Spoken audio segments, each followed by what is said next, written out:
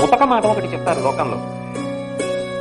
నువ్వు పిలిచినా సరే పితృకార్యంలో భోజనానికి వెళ్ళకు, పిలవకపోయినా సరే పరామర్శకి మాత్రం వెళ్ళు.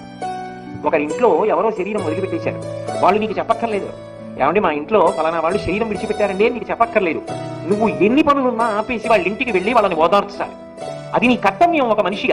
ఒక మనిషిగా పుట్టి నీ సాటి మనిషి దుఃఖంలో ఉంటే వెళ్ళి ఓదార్చలేకపోతే భగవంతుడు ఇచ్చిన కర్తవ్యం ఎందుకు, నీ వ్యక్తిత్వం ఎందుకు? ఒకవేళ పితృకార్యం చేస్తూ 13వ రోజున 11వ రోజున అయ్యా మా ఇంటికి భోజనానికి రండి అని పిలిచినా వెళ్ళవద్దు అని చెప్పారు. ఎందుకో తెలుసా? పాపం వాడికి ఒక బెంగ ఉంటుంది. అయ్యో నన్ను కన్న తండ్రి వెళ్ళిపోయాడు, వాడికి ఉందో లేదో, మా నాన్నగారు చనిపోయారు, 10 మందిని పిలిచి నేను భోజనం పెట్టకపోతే ఎలా, మా నాన్నగారితో కలిసి తిరిగిన మిత్రులు వాళ్ళందరినీ భోజనానికి పిలుస్తానంటాడు. నువ్వు సున్నితంగా చెప్పాలి. భోజనానికి వెళ్ళకు, ఉన్నవాడో లేనివాడో పిల్లవాడు, వాడు పెడితే నువ్వు తిని వాడిని ఎందుకు ఇబ్బంది పెడతావు? ఆ భోజనానికి వెళ్ళకు, వాడిని ఇబ్బంది పెట్టకు. కానీ వాడి మనసు ఊరట పొందడానికి మాత్రం నువ్వు వెళ్ళి మాట సాయించి. ఇది మనిషి జీవన ప్రస్థానంలో నేర్చుకోవలసిన